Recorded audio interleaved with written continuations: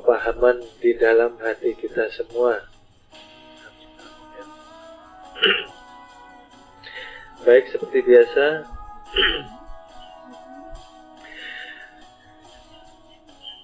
sebelum kita mulai, saya terangkan dahulu yang ada di ujung. Penerangan untuk murid.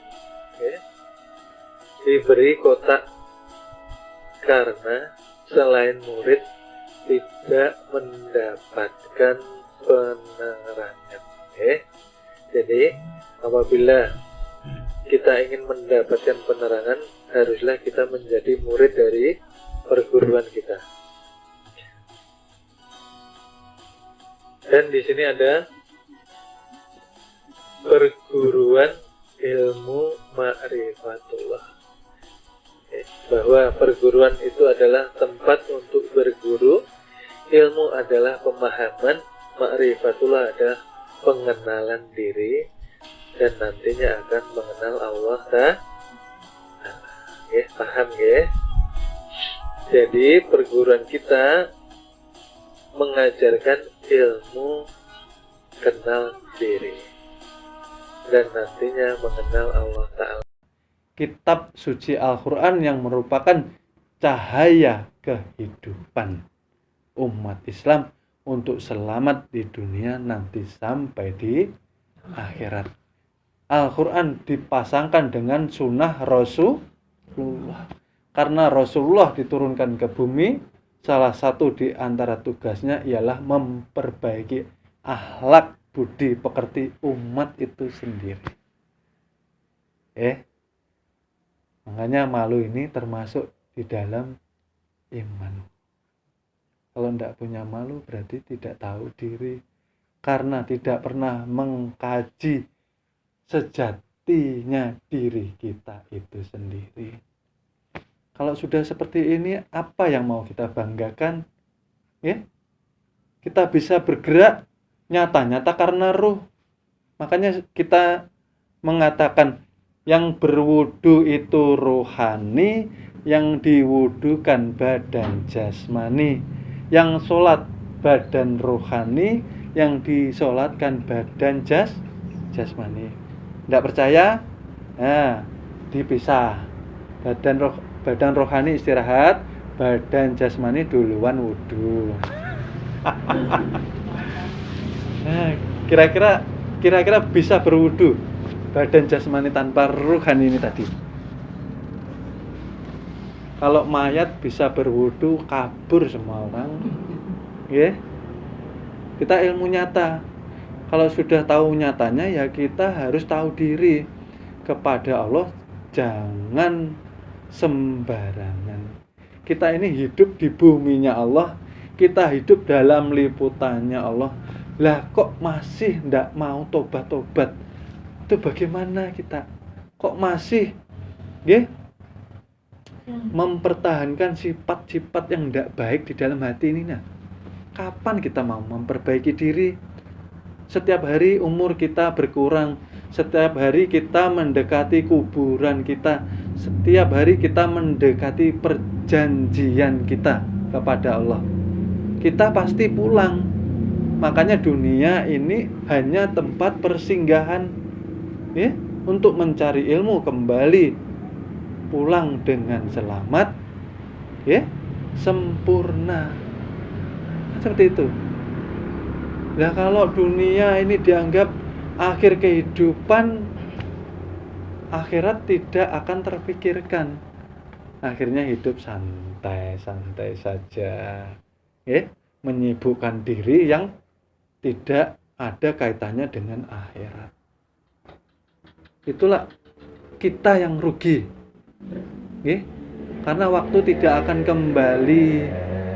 Waktu bergerak terus,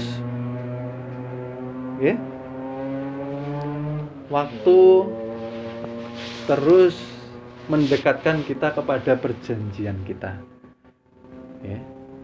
Yang hidup pasti mati. Nah, makanya belajar bersama-sama mengkaji diri. Kalau mau tidur kita renungkan. Sehari ini tadi kira-kira saya ini ingat Allah berapa kali selain 5 waktu tadi. Kira-kira dalam sehari ini saya sudah berbuat baik atau belum kepada manusia. Kalau kita tidak pernah berbuat baik, berarti kita menjadi manusia yang tidak ada manfaatnya. Nggih, itu yang Allah paling benci. Allah membenci manusia yang tidak bermanfaat bagi sesamanya. Berarti intinya manusia itu tidak mau membantu sesamanya. Nggih. Tahu tangganya kelaparan malah masak, ya, yang baunya kemana-mana, tetangganya tidak dibagi. Kalau nyayur ya agak dibanyakan, ya. Setidaknya kita bisa membagi. Ada orang kesusahan, tidak bisa kita membantu secara materi, dibantu tenaga. Tidak bisa membantu dengan tenaga, kita bantu dengan pikiran. Tidak bisa kita membantu dengan pikiran, kita bantu dengan doa. Nah, kalau manusia sudah tidak mau melaksanakan itu semua lagi kebangetan, keterlaluan kita. Nggih. Kalau kita mau baik dengan Allah, hubungan habluminallahnya baik, habluminanas juga harus baik. Belajar agama sundul langit, ya. Dengan tetangga kita nggak karu-karuan, gugur ibadah, gugur ilmu kita, tidak diterima oleh Allah Subhanahu Wa Taala. Ya. Makanya kalau sudah mengkaji akidah, kita tahu kita tidak ada apa-apa tuh mbok yao, jadi orang yang rendah hati. Nggih.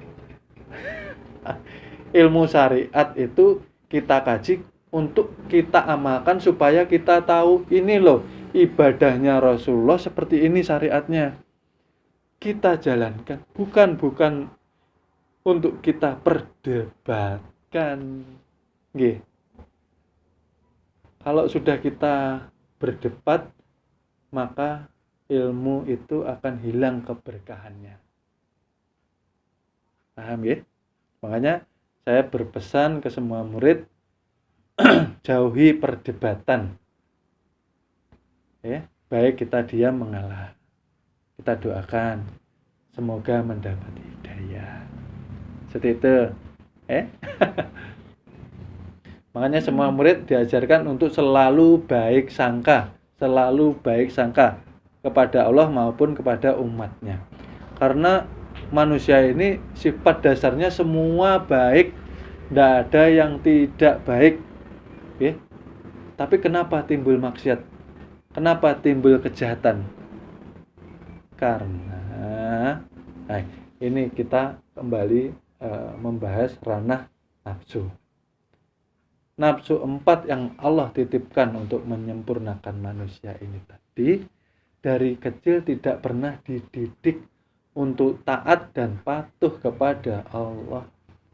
Nafsu itu seperti anak kecil, ketika tidak pernah dididik, dia akan liar. Maka kita akan dikuasainya. Al-wamah, kesenangannya mengejar harta benda dunia, mengumpulkan sebanyak-banyaknya, takut miskin, akhirnya timbul yang dinamakan sifat serakah. Punya motor 1 masih mau motor 2, padahal orangnya 1 aja. Punya motor 2, ada tetangga yang beli baru, pengen lagi motor 3, dan seterusnya. Manusia sifatnya kan tidak pernah puas. Manusia. Makanya Allah menegur bahwa manusia ini melebihi batas. Manusia sifatnya selalu tergesa-gesa. Maka kita diajarkan sebagai murid tetap tenang dalam mengambil tindakan, mengambil keputusan.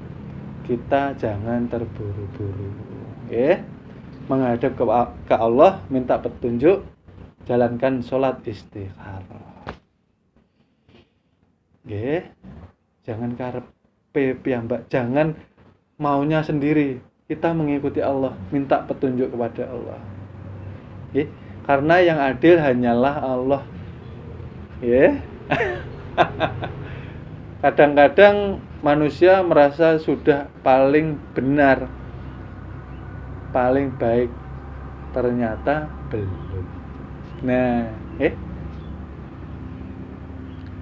karena nafsu ini harus dikendalikan supaya tidak liar, maka kita harus mengenali sifat-sifat nafsu ini tadi, yang saya terangkan al-wamah tadi, suka mengumpulkan harta benda, sifatnya serakah sampai membelakangkan yang namanya ibadah. Ibadah ini tidak penting. Yang penting kerja dan kerja. Yang penting kaya. Saya nggak sholat aja bisa kaya. Nah, tidak tahunya Allah menurunkan istidratnya, Allah menangguhkan siksanya. Kalau manusia menginginkan kehidupan dunia, Allah akan menyegerakannya, akan dikabulkan semua yang diinginkannya. Tapi ya cukup di dunia. Tunggu nanti di akhirat. Manusia ini kan ada batas kontraknya. Kalau kita tidak ingat di situ, maka kita tidak akan taubat. Jadi ketika kita sudah merasakan seperti itu, berarti kita sudah tahu, oh ini nafsu al-wamah saya, harus saya kendalikan. Tidak boleh, manusia itu tidak boleh memiliki sifat serakah. Tidak boleh, tidak boleh takut miskin, tidak boleh takut lapar, Kenapa? Karena itu adalah ujian.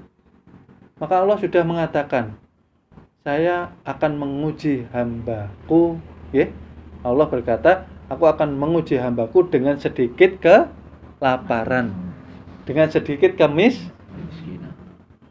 Lah, kan hanya sedikit.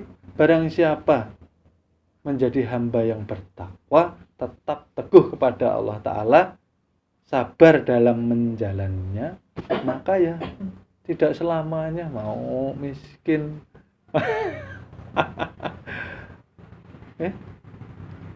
Roda itu kan berputar. Makanya keimanan, takwa, akidah harus kita jaga. Dipegang teguh akidah itu. Karena itu dasar penguat ibadah kita kepada Allah Subhanahu wa taala, Itu tadi al-wamah, pintu masuknya melalui tutup mulut, melalui mulut kita. Makanya ketika orang kalau masih mempunyai sifat serakah, ketika dia berbicara banyak akan menimbulkan permasalahan. Karena dia berkata dengan mengeluarkan cahaya yang hitam. Daya daripada dia mengikuti nafsunya tadi. Nafsu al-wamah itu berwarna hitam karena dia dari anasir tanah. Nah, makanya kalau masih mempunyai sifat serakah, masih takut miskin, takut kelaparan, ketika kita menasihati seseorang, kalau nasihat diterima ya jangan kaget. Ucapan kita masih dayanya gelap. Orang yang membutuhkan nasihat, orang yang membutuhkan bimbingan, yang membimbing, yang memberi nasihat harus sudah percaya, maka akan bisa menerangi, akan bisa memahamkan, akan bisa madangi, menerangkan kegelapan yang ada di dalam hati kita ini tadi. Maka dijaga makanan, jangan sampai makan yang haram. Al-wamah. Sekarang kita menginjak nafsu yang mempunyai elemen dari api, dinamakan hawa geni, atau mempunyai daya api, dinamakan nafsu amarah, mempunyai cahaya merah. Pintu masuknya di telinga kita. Mohon maaf, akan kami lanjut ke episode berikutnya. Terima kasih.